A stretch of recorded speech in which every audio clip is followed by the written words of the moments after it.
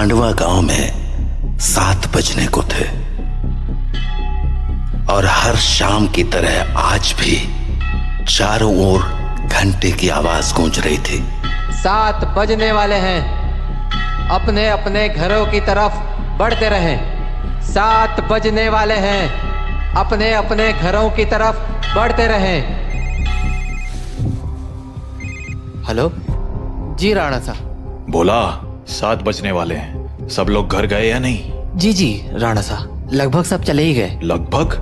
तू जानता है ना 7 बजे के बाद क्या होता है? फौरन घर भेज सबको। जी आप चिंता मत कीजिए, 7 बजने से पहले मैं सभी को घर भेज दूंगा।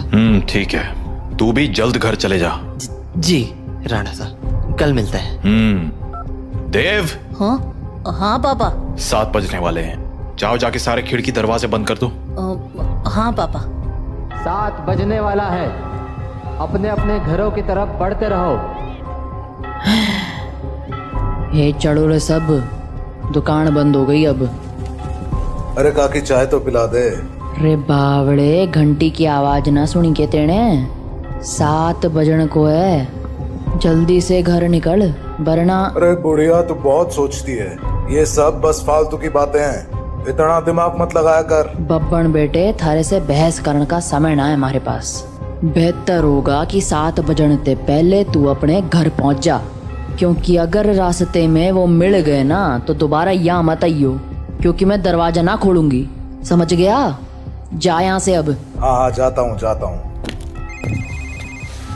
हाँ बोलो राणा सा। काकी सब लोग घर चले गए ना? हाँ सब चले गए। ठीक है, आप भी याद से खिड़की दरवाजे बंद कर लेना। रोज फोन करके यही बोले है तू।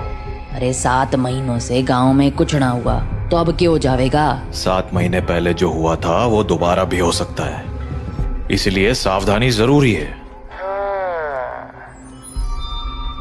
पापा। हाँ?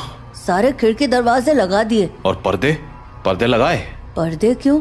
खिड़कियां लगा तो दी हैं, और वैसे भी वो लोग तो तभी अंदर आ सकते हैं ना जब उन्हें अंदर बुलाया जाए, तो फिर। देव, होश में हो?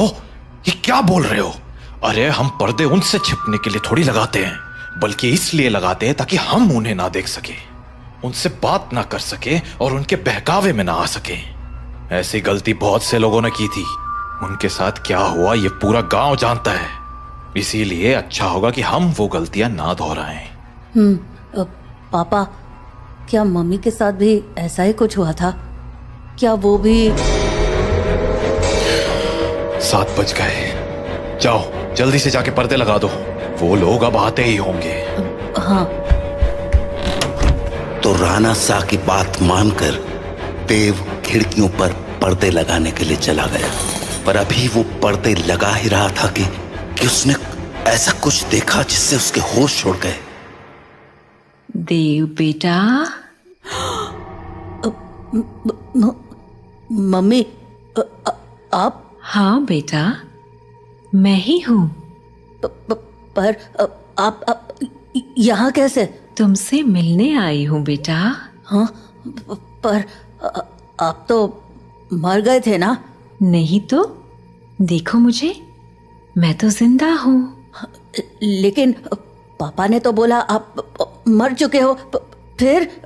तुम्हारे पापा झूठ बोल रहे हैं बेटा। मतलब आप मरे नहीं हो? नहीं, मैं तो बस रास्ता भटक गई थी, आज बहुत मुश्किल से तुम्हारे पास आ पाई हूँ, बस तुमसे मिलने। हाँ? सच्ची? हाँ बेटा, हाँ। अब चलो मुझे अंदर आने दो, 7 बज गए हैं, वो लोग आते ही होंगे। हाँ, मैं पापा को बोलता हूँ। नहीं, पापा को क्यों बुला रहे हो? वो मुझे देख तो पाएंगे नहीं, और जब तक मैं उन्हें समझाऊंगी तब तक तो बहुत देर हो जाएगी, इसलिए तुम ही जल्दी से दरवाजा खोल दो, जाओ। पर पापा ने 7 बजे के बाद दरवाजा खोलने से मना किया है। बेटा, मेरे पास ज्यादा वक्त नहीं है, मैं ज्यादा देर तक बाहर नहीं रह सकती। तुमने दरवाजा नहीं खोला तो?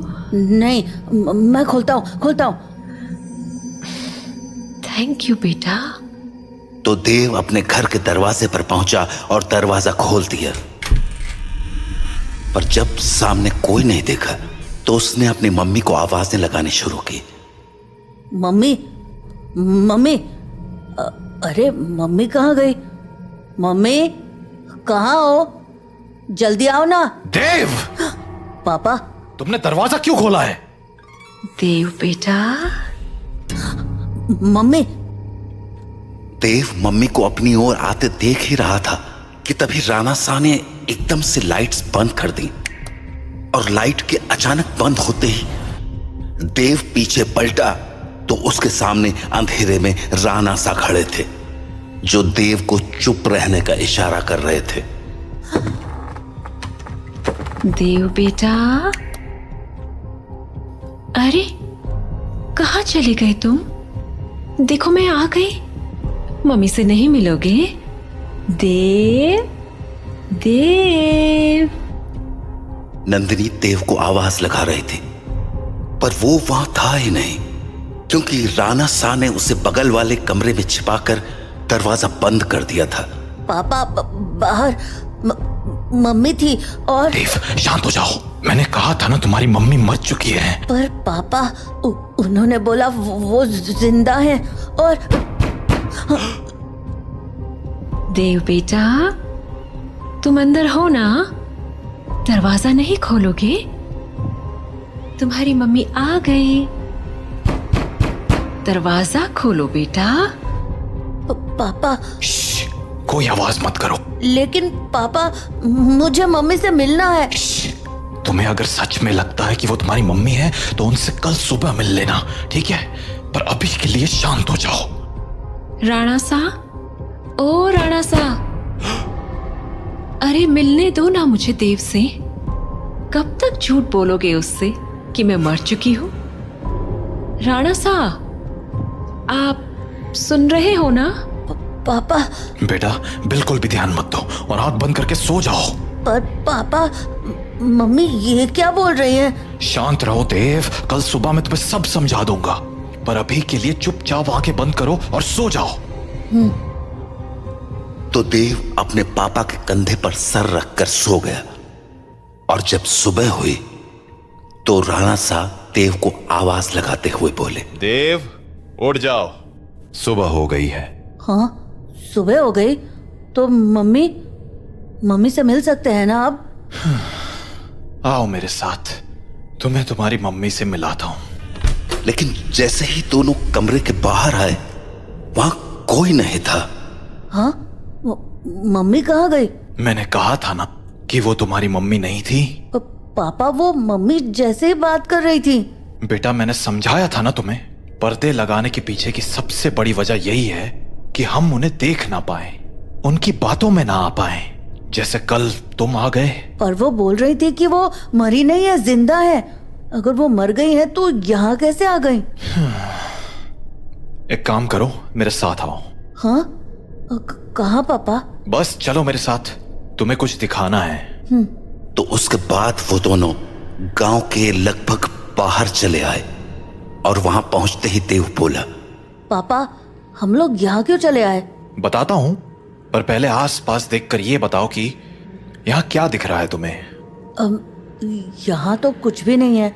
आसपास बहुत सारे पेड़ हैं, सामने गांव से बाहर जाने का रास्ता है और पास में बब्बन भैया का घर है। तुम्हें कहीं पर कोई बस दिख रही है क्या? हाँ, वो उस तरफ एक पुरानी सी बस है। क्यों? बेटा ये वही जगह है जहां तुम्हारी मम्मी की मौत हुई थी। हाँ, उस दिन हमें शहर से लौटने में देरी हो गई थी और गांव पहुंचते पहुंचते सुबह के 4 बज गए। सूरज निकलने में थोड़ा वक्त था तो गांव के सभी घरों की खिड़की दरवाजे बंद ही थे, इसीलिए सुबह होने तक हमारे पास झाड़ियों में छिपे रहने के अलावा कोई चारा नहीं था। हम लोग एक झाड़ के पीछे छिपे ही थे कि मैंने तुम्हारी मम्मी की एक आवाज सुनी। नंदिनी, क्या हुआ? राणा साहब, उन्होंने हमें देख लिया है, हमें कहीं और जाना पड़ेगा। हाँ, पर कहाँ? आसपास कोई घर है? घर तो है, पर मुझे नहीं लगता कि अभी कोई दरवाजा खोलेगा। तो अब क्या करें?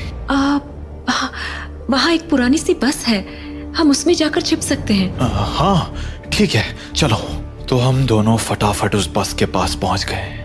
पर फिर क्या हुआ?